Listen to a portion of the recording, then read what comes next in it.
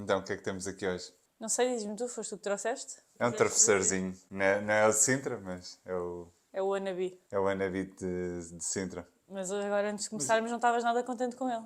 Pá, não tem assim tão bom aspecto. Parece assim aquele folhado, mas depois por dentro parece que é pouco recheado. Lá está, pode ser só uma perspectiva, mas olhando assim de fora, parece-me que não vai ser grande espingarda.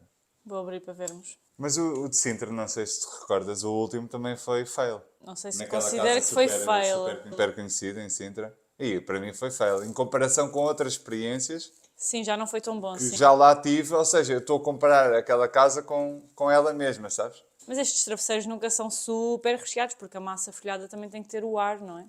Pá, mas deixa ver, eu não gosto de secura, sabes? Não, mas não é seco, tem recheio. É? Olha Então, aqui. olha. Aparências iludem. Bora experimentar? Sim. Espera aí. Eu acho que vou experimentar assim, porque senão vamos sujar isto tudo, ou não? Pois, é melhor ser com o garço, não é? Só porque senão isto é massa folhada. Realmente uma coisa que eu odeio na massa folhada é isto. É que cortas um bocadinho. Tchim, tchim, tchim, tchim, tchim, tchim. Oh, Tiago. É que isto não estava à entrada da boca. Tu podias ter tirado. Não dá para já. Espera. Agora já está, olha. Ah, é? O que é que achaste? É bom. A senhora disse que era recheio de ovo e canela. E sabe mesmo a canela, por acaso. Retiro o que disse. Não é como eu idealizava. É bom. É zero seco, é muito bom, tem bom recheio. E o doce de ovo, por exemplo, eu acho que é parecido com a delícia. Mas a delícia é super enjoativa. E este delícia, lembra? é um que também é meio assim, mas é mais largo. Já o trouxemos ao podcast? Não. Eu não gosto muito porque é bem enjoativo. Mas este aqui, o doce de ovo, não é nada enjoativo, se calhar porque também tem a canela, não é? Pois, pá, estás a falar com a pessoa que acha sempre que o doce de ovos não é enjoativo. Então, não sou a pessoa Mas é mais neutra. O doce é fresco. É. Ou será que é porque está frio? Estes 3 graus que estão na atualidade também não ajudam, não é? Mas a massa folhada é super boa, não é? Vê-se mesmo que é fresca do dia. Isto é de uma pastelaria nova que descobrimos. Pois vai, muito boa. O folhado é que me surpreendeu. É que eu estava à espera de algo mais sem graça, sabes? Este bolo é muito desarrumado, porra. A cena dos folhados é exatamente esta. É que faz uma sujeira, não é? Estás a comer um folhado, de repente parece, olha lá para isto. Também digo que não sei se é suposto comer um folhado com garfo e faca. Pois, também não sei se não estamos a ser... Ser aquelas pessoas que Cones. comem frango assado. Eu também como frango. Eu ia dizer que comem frango assado com os talheres, mas eu também como com talheres. Porque eu gosto do peito. Porque eu gosto do peito, mas quem gosta de pernas e assim se calhar come com mãos. Não, as pernas às vezes pegam um bocadinho com as mãos, sim. Mas de forma geral também como com os talheres. Porque dá-me mais jeito, não é por nada, mas dá-me mais jeito. Bom travesseiro, olha, gostei mais deste do que aquele de Sintra da última vez. Em comparação com a última vez, gostei mais deste. Não tem nada a ver. Mas gostei mais deste. Mas acho que o recheio não é comp... Não lembro qual é o recheio de Sintra. no outro. Já não lembro qual é o recheio de... É ovo. É ovo? Não é, não. É. É. Epá, eu acho que é. Travesseiro de Sintra não é ovo. Vou ver. Pesquisa lá. Travesseiro de Sintra, receita. Não é receita, é recheio. Travesseiro de Sintra. Receita. Creme de ovo e amêndoa. Creme de ovo e amêndoa, lá está, pronto. Mas é ovo. Não. Pois. Tinha a ideia que era uma coisa assim mais... Eu sempre gostei precisamente por isso. Por ser Não, mas ovo. tinha a ideia que era assim uma coisa mais... Não é que não levasse ovo, mas é ovo assim amarelo desta cor? Ou é tipo tem um creme mais branquiçado? Não. É amarelado. É. É amarelado. O esbranquiçado normalmente é gila, não é ovo. Eu nunca provei gila. Não, também não perdes nada. Não. Não é. Pá, nunca me encantou. É uma cena muito comum no Alentejo, que eu tanto gosto do Alentejo, mas gila e vinagre são assim duas coisas muito comuns no Alentejo que eu não gosto. Tirando isso, adoro tudo. E hoje? Vamos ao nosso tema? Vamos. E hoje vamos falar de um tema que surge muitas vezes em consulta. Tenho os dentes sujos.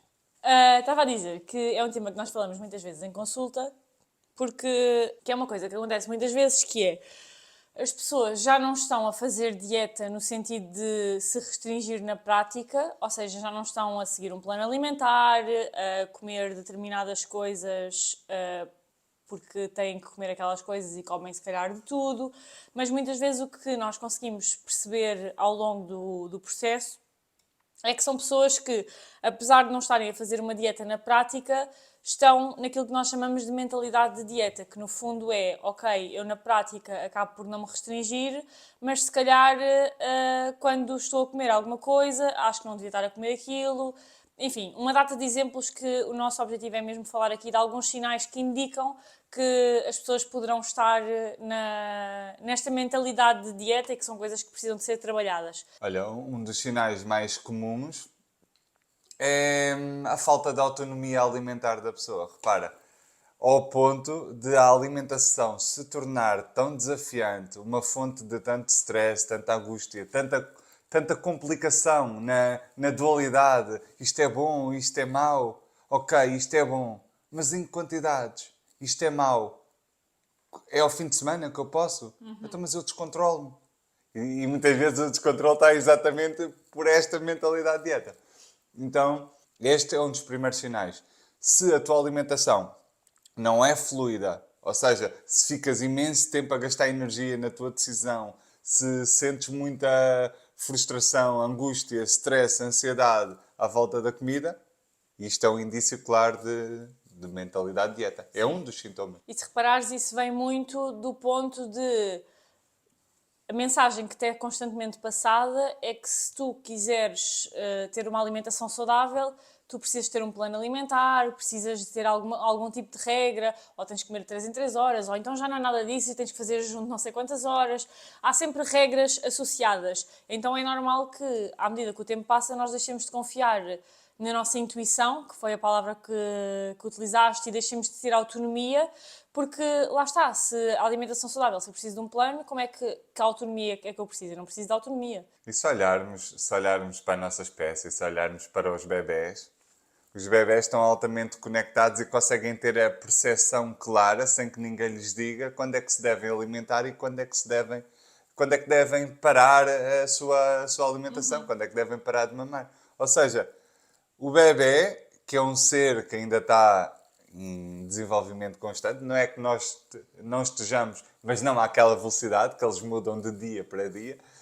Então o bebê já tem esta capacidade muito intrínseca. O que é que isto significa? Que nós também temos, mas fruto da mentalidade de dieta que nos circunda, de regras alimentares, percepções específicas acerca do que é um corpo, o que é um corpo saudável, ou o que é que deveria ser um corpo aceito, um corpo saudável, e todas estas noções, todas estas construções que, que fazem com que tenhamos muita dificuldade em ter autonomia alimentar. E depois, como é um tema cada vez mais do dia a dia, parece que toda a gente é especialista em nutrição. Tu vais ao ginásio, tu vais ao café, tu vais ao centro de saúde, tu vais ouvir, se estiveres atento, vais ouvir uma conversa de 2 pessoas ou o que for. Estava-me a lembrar quando fomos ao ginásio, foi a semana passada, e que tu ouviste o que é que o senhor disse? A senhora, Era um se calhar senhor. já foi outra vez. Não, era um senhor que Não, mas estava... já ouvi senhoras.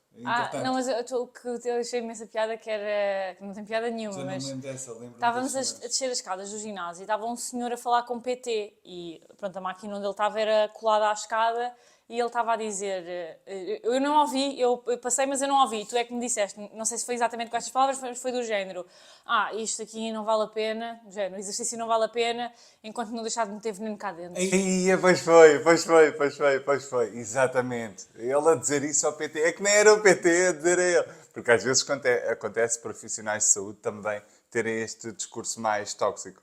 Mas não era o caso, era a própria pessoa, lado. era o próprio cliente a dizer ao PT, não, isto não vale a pena estar aqui a treinar, porque enquanto eu não deixar de meter veneno, ele usou estas palavras, veneno para dentro de mim, isto é escusado, é uma perda de tempo. É que já passámos a parte do lixo, já é veneno. Veneno.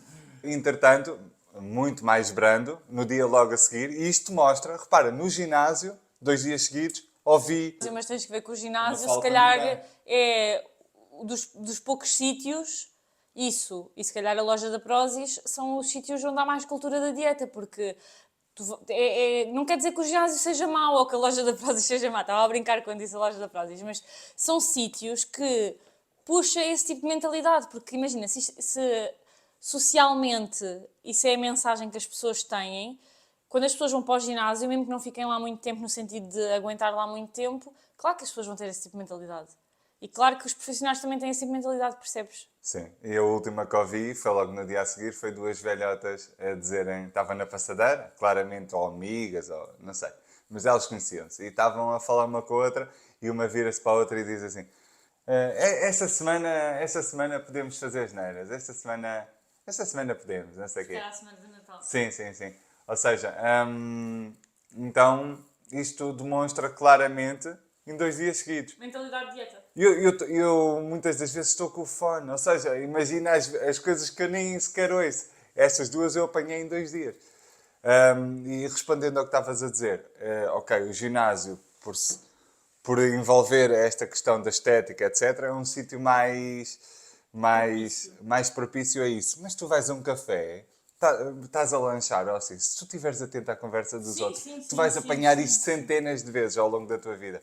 Tipo, um grupo ali de pessoas a falar e tu vais ouvir qualquer coisa do género. Ei, a tosta mista, ei, o fiambre é cancerígeno. Mas concordas que no ginásio estás num ambiente perfeito para isso acontecer?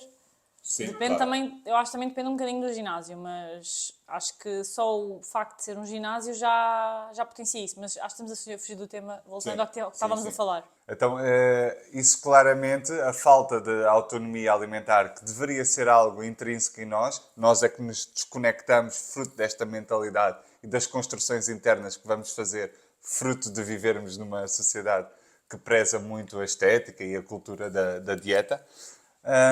Isto vai nos desconectando e vai fazendo com que seja muito difícil fazer escolhas alimentares com serenidade, sem stress, sem angústia, sem frustração.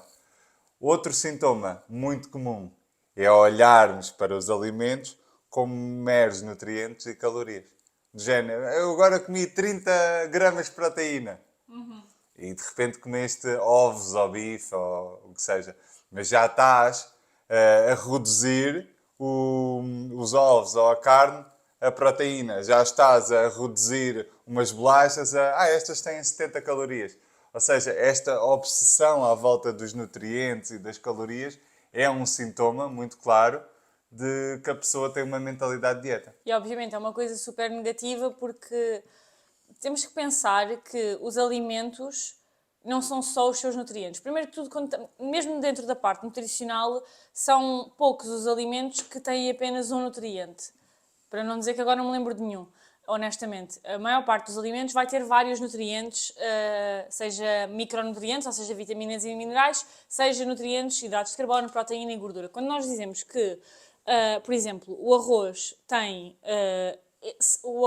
é hidratos de carbono, isso é errado. O arroz é fonte de hidratos de carbono porque os hidratos de carbono são aquele nutriente que se encontra em maior quantidade. Mas o arroz também tem outros nutrientes. Então, Tem proteína, inclusive, logo aqui, em baixas quantidades. sim, logo aqui é errado categorizar de o arroz são hidratos, o ovo é proteína, o frango é proteína, o azeite é gordura. Isso não existe.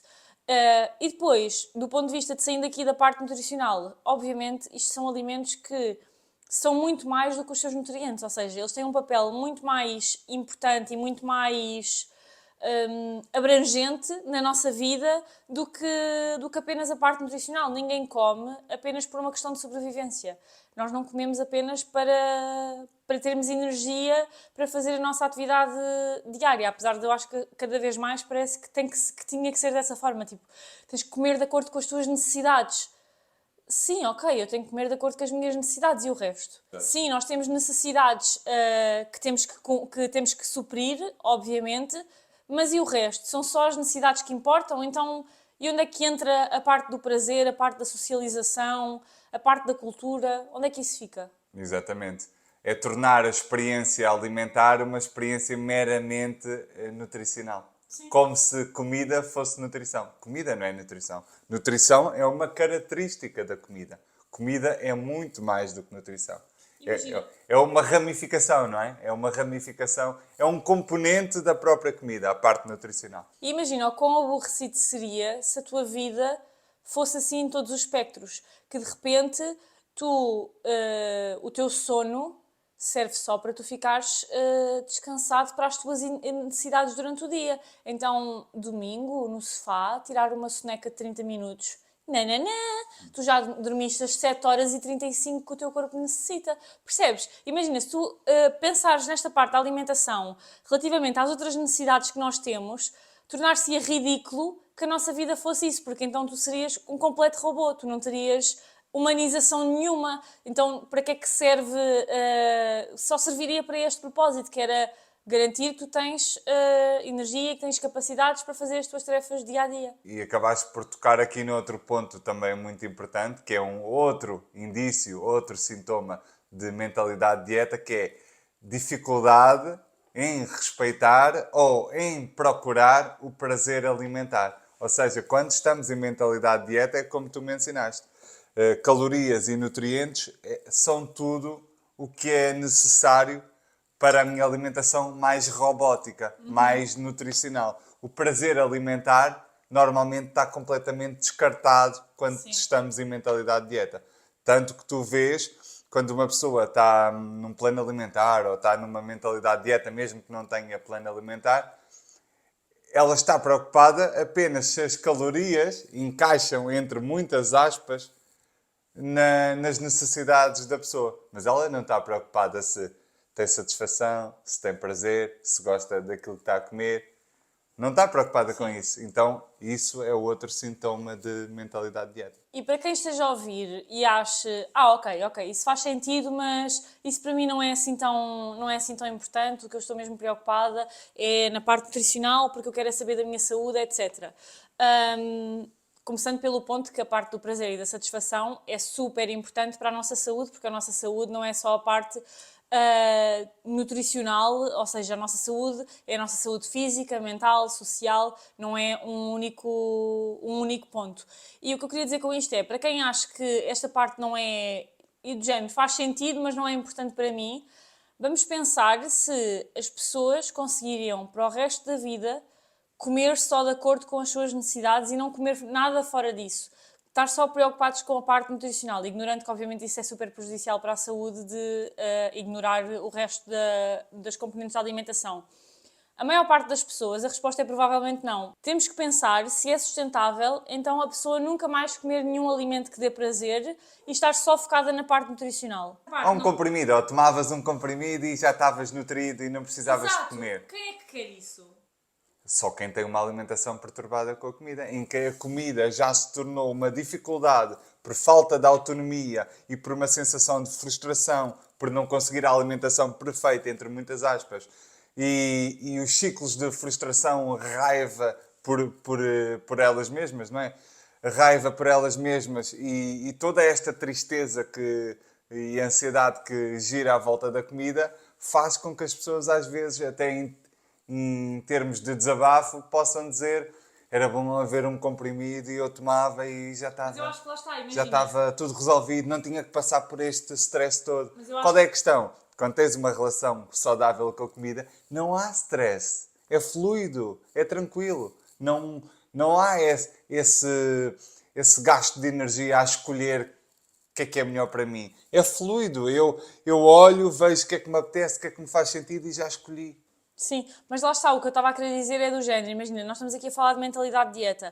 Quem tem a mentalidade de dieta e acha que esta questão do prazer e da satisfação não é importante, que pense se gostaria de ter, lá está, o comprimido e não poderia comer mais nada para o resto da vida e o comprimido supriria as suas necessidades energéticas. A resposta é provavelmente não, ou seja, claro que esta parte do prazer é importante. Nós podemos pensar que quando estamos doentes, muitas vezes perdemos o prazer em comer, perdemos o apetite e isso sim é um sinal de que não existe saúde. Quando existe prazer a comer, quando existe apetite, isso é um sinal de saúde. E repara, o que é que a mentalidade de dieta promove?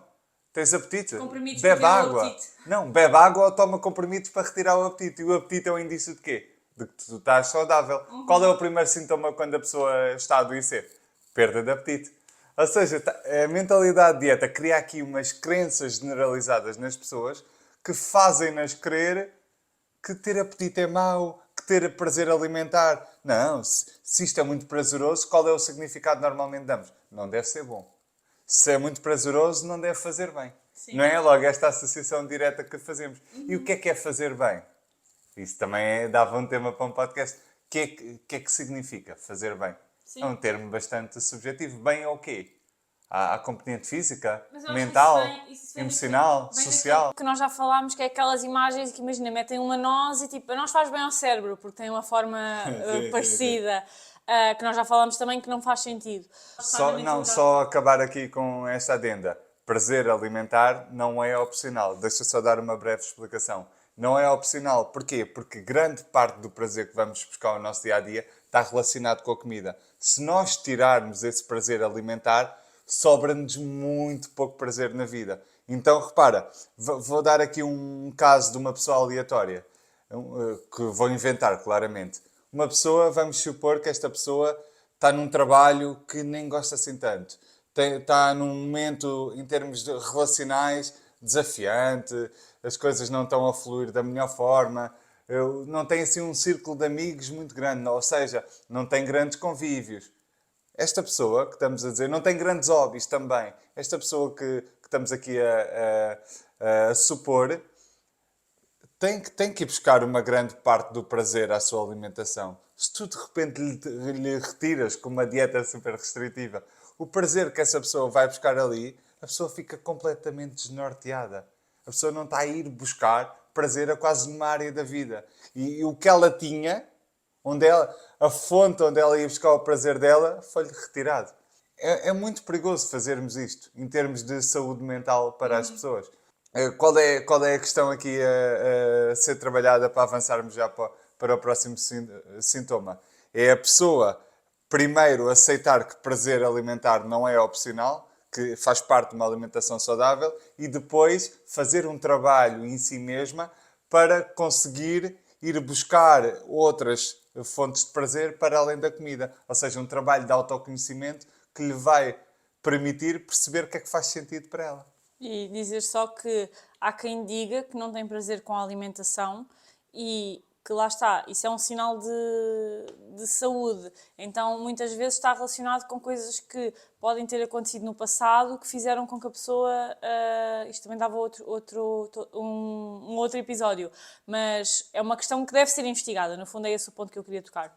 Depois, um outro sinal que uma pessoa pode estar numa mentalidade de dieta é que as suas escolhas alimentares, nomeadamente quando vamos ao supermercado, recaiam sempre na questão de isto é mais saudável, entre aspas, ou isto tem menos calorias, e acabamos por fazer escolhas alimentares de determinados alimentos que são alimentos de dieta, tipicamente que aparecem numa dieta, não com as melhores intenções, porque nós já falámos anteriormente que mais importante do que as nossas escolhas alimentares é a intenção com que nós fazemos essas escolhas. E uma coisa é eu escolher comer, por exemplo, umas bolachas de arroz porque realmente eu gosto daquilo, outra coisa é eu escolher comer umas bolachas de arroz porque eu não posso comer mais nenhumas. E a intenção que está por trás da nossa escolha alimentar é que vai ditar, no fundo, se nós estamos em mentalidade de dieta ou não. E isto aplica-se a todos os alimentos. Se a escolha dos meus iogurtes é unicamente com base na parte nutricional, porque reparem, não é que a parte nutricional não possa fazer parte, e agora lembrem-me de fazer só esta nota, porque, por exemplo, quando eu escolho iogurtes, eu olho também para a parte nutricional, mas eu não vou levar uns iogurtes que eu não gosto só porque são os melhores do ponto de vista nutricional. Não, eu vou arranjar um equilíbrio entre aqueles que eu gosto e aqueles que têm um perfil nutricional que eu acho que é ok para eu comer. Então não é que a parte nutricional não possa fazer parte, claro que pode e claro que tem a sua importância, mas não pode ser tudo na nossa alimentação. E de repente nós não podemos estar a fazer escolhas no supermercado ou num restaurante ou o que seja, só com base nas calorias que aquilo vai ter, na gordura, no açúcar.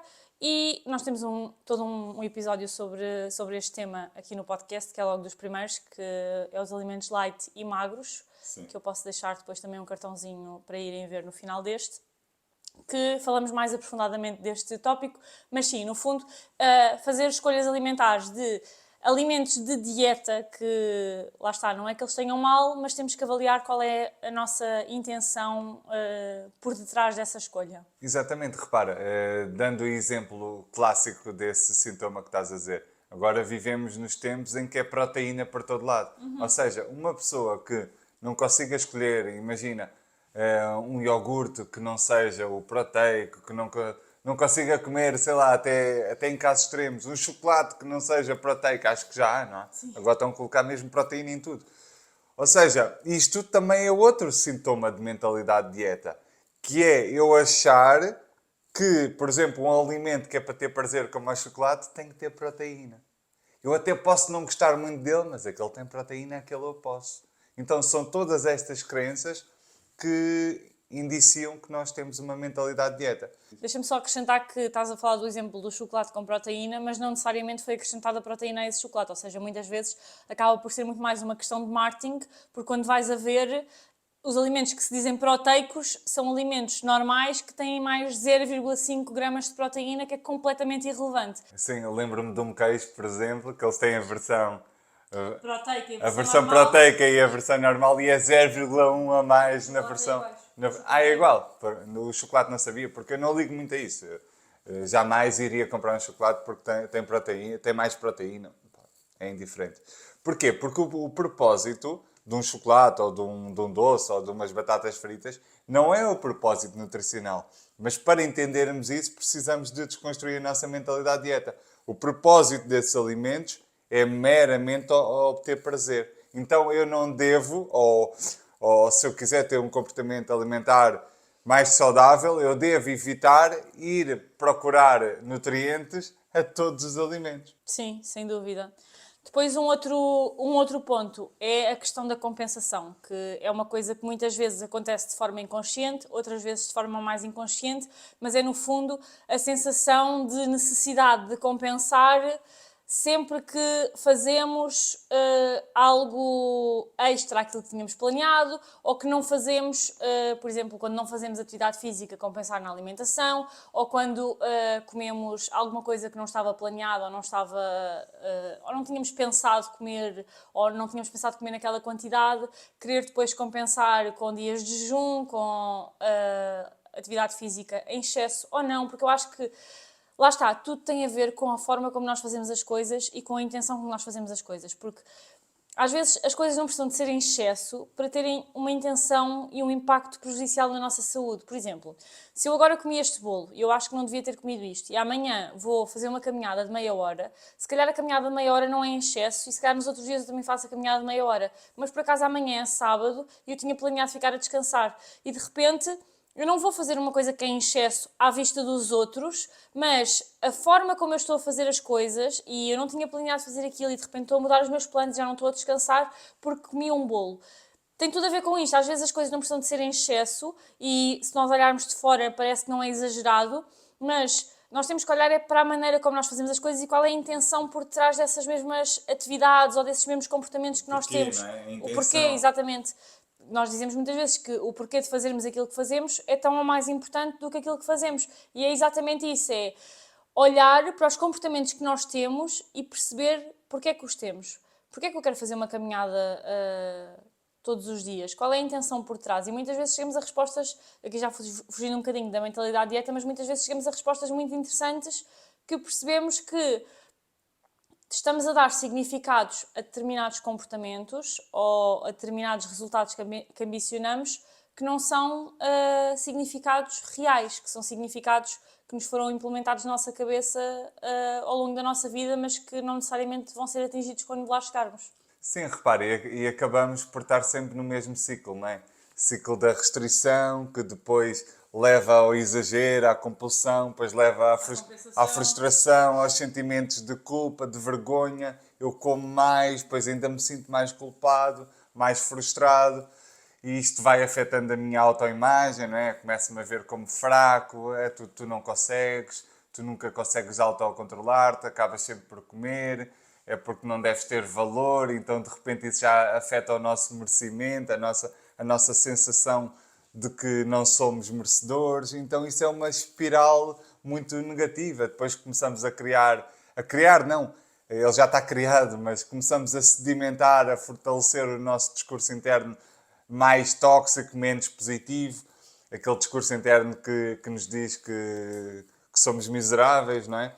Então, este ciclo é muito prejudicial. Então, uma boa forma de começarmos gradualmente a quebrar este ciclo é desconstruirmos a nossa mentalidade de dieta. É um passo essencial e necessário para a recuperação de uma melhor relação com a comida ou de um comportamento alimentar mais saudável. Depois, um outro ponto é abandonar comportamentos que queríamos implementar e que até são saudáveis, porque de alguma forma não estamos a atingir os resultados que esperávamos atingir. E isto acontece muito, por exemplo, com a atividade física.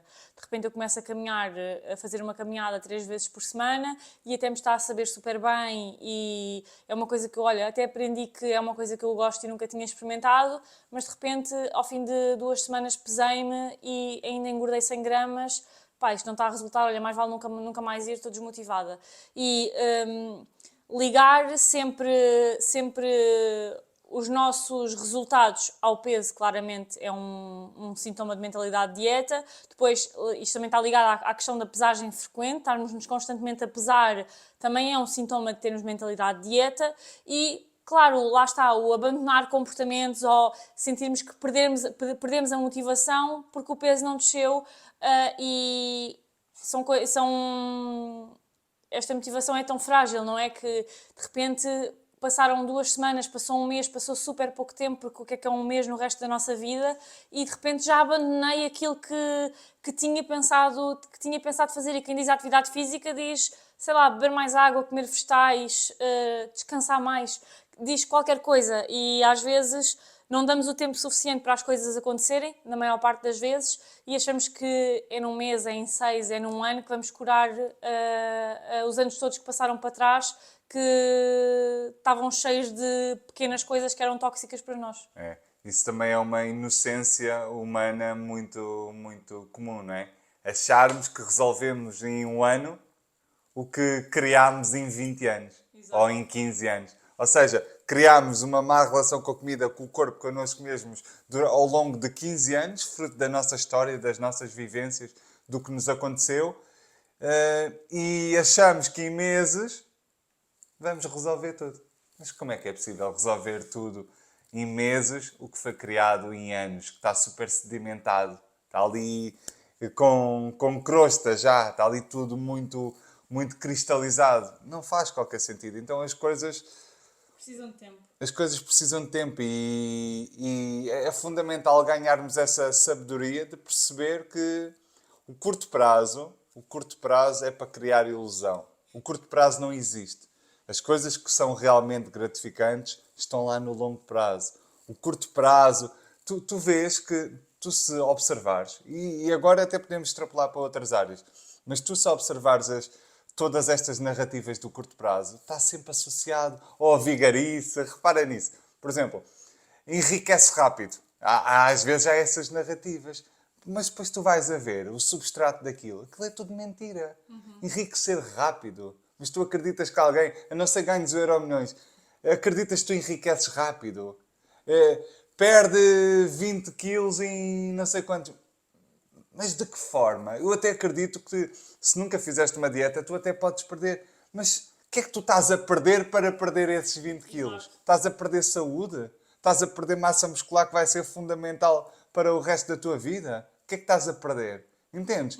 Então estas narrativas, promessas milagrosas do curto prazo para resolveres uma vida, só por ser rápido, já devemos estar atentos e desconfiar. As coisas que são boas, que são gratificantes, que são incríveis de serem conquistadas, acontecem no longo prazo. E quem não percebe isto tem que repensar um bocadinho acerca deste tema, porque não está a ser sábio neste ponto. E o último ponto para terminarmos é a clássica mentalidade de perdido por 100, perdido por 1000, de 8 a 80, quem nunca, não é?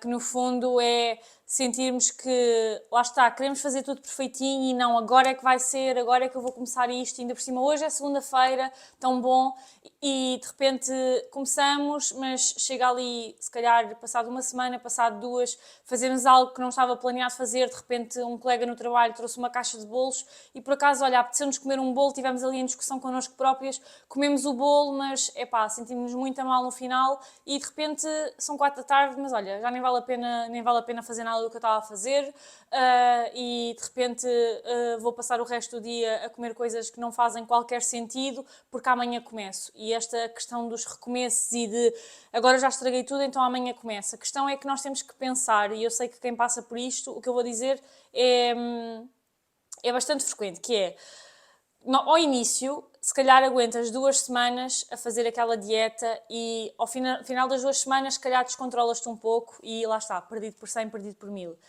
Só que o tempo vai ficando cada vez mais curto e de repente consegues aguentar 3 dias e há um descontrole. Mas de repente só consegues aguentar um dia e começas de manhã, o pequeno almoço correu super bem, o almoço super bem, mas de repente são 4 da tarde e descontrolo e amanhã começo. E amanhã sempre a mesma história. E o que acontece, e nós já falámos várias vezes isso aqui, é que os períodos em que consegues, entre aspas, manter aquela dieta vão ser cada vez mais curtos e os períodos de descontrole vão ser cada vez maiores, porque de repente é segunda-feira, descontrolaste às 4 da tarde, mas vais esperar pela próxima segunda-feira para iniciar, porque não consegues iniciar antes e estás sempre nisto. E então isto é um clássico, este aqui que eu estou a dizer nem é só de mentalidade de dieta, é claramente uma pessoa que está em dieta, não é? Toda a gente está em dieta, Vai se identificar. melhor, ou identifica-se, ou no percurso, ao longo do percurso dessa pessoa, vai se identificar com isso que estás a dizer. Quando estavas a dizer, lembrei-me de uma que nem tinha pensado. Lembrei-me de uma também, a mentalidade de dieta, apesar de não ser óbvia, que é a crença generalizada que através da alimentação e do exercício eu consigo manipular o meu corpo da forma como eu bem quero e como se fosse corpos à medida. Não sei se é mentalidade de dieta, mas claramente é uma mentalidade errada. Não, mas vendem-nos esta ideia. Sim, É uma sim, mentalidade de dieta, porquê? Porque a indústria da dieta Implementa essa ideia. implementa-te essa ideia. Logo é uma mentalidade de dieta. Sim, sim.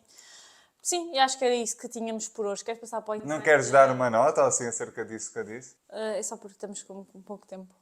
Mas Temos com pouco tempo. Vocês percebem, não é? Vai então. o que é que eu posso dizer em relação a isso? Eu concordo, não tenho mais nada a dizer em relação a isso. Vamos passar para o insight da semana e temos pouco tempo. Bora. Qual é que é o insight da semana? Qual é que é o insight da semana? Dá-me aqui uns segundos para pensar. O insight da semana é sempre um bocadinho intuitivo, não é? É sempre um bocadinho na cena da intuição. Não preparamos muitas vezes aqui o insight da semana. Acho que é também Sei giro. que a rubrica da cultura da dieta não funcionou. Exatamente.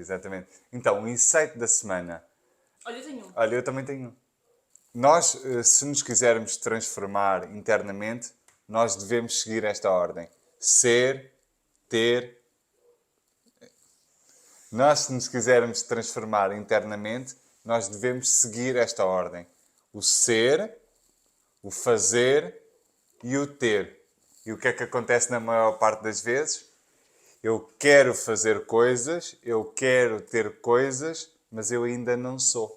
Então eu estou focado no ter, no fazer, mas eu não estou focado no ser, no transformar-me num ser humano melhor, num ser humano mais capacitado, num ser humano com crenças diferentes, que essas crenças vão me permitir ser outra pessoa, com outro nível de consciência, trabalhar em mim. Ou seja, eu para ter e para fazer, eu preciso me tornar alguém. Ou seja, preciso fazer o meu caminho de crescimento pessoal. É uma coisa relativamente simples o que eu estou a dizer. Mas só ao observarmos a sociedade em vários espectros, vemos que estamos todos muito, de forma generalizada, claro, focados no ter e no fazer. Eu quero é isto, eu quero é uma vida melhor, eu quero é ter uma boa relação com a comida, eu quero é ver-me de forma diferente, eu quero é ser assim, eu quero é ser assado. Então e o ser? Como é que tu queres ter isso se tu não és? Sim, no fundo temos que nos tornar as pessoas que são capazes de ter esses resultados. Exatamente. Porque senão, no fundo, tu até podes alcançá-los, mas tu vais perdê-los super rapidamente, porque tu não tens uma estrutura interna para ficar com esses resultados. Por exemplo, estou a pensar num exemplo nada a ver, mas pessoas que ganham Euromilhões. Tu tens, mas tu não te tornaste a pessoa para ter. Então, por acaso eu não sabia, há uns anos tu disseste-me isto, que a percentagem de pessoas que ganham Euromilhões e volta a ser pobre novamente é gigante. E eu acho que é um exemplo nada a ver, mas que vai ter um bocadinho a isto, que é, estas pessoas não se tornaram as pessoas que têm a capacidade de ter aquele dinheiro. Elas não ganharam aquele dinheiro pelo trabalho próprio, não é? Que não tem mal nenhum, mas a questão é que... Repara, o ser rico não é ter dinheiro. O ser rico é um conjunto de crenças, é um conjunto de consciência acerca de como funciona o dinheiro que te permite acumular riqueza. E o que é que as pessoas associam? As pessoas associam, não, eu quero é ter. Não, tu não queres ter. Tu devias querer é ser. Porque quem é, tem. Exato. Entendes? E era isto que tínhamos por hoje. Subscrevam o nosso podcast no YouTube, Apple Podcast, Spotify. Coloquem um gosto, deixem um comentário, respondam à pergunta no Spotify, façam essas coisinhas todas. E vemo-nos na próxima quinta-feira, às 19 horas.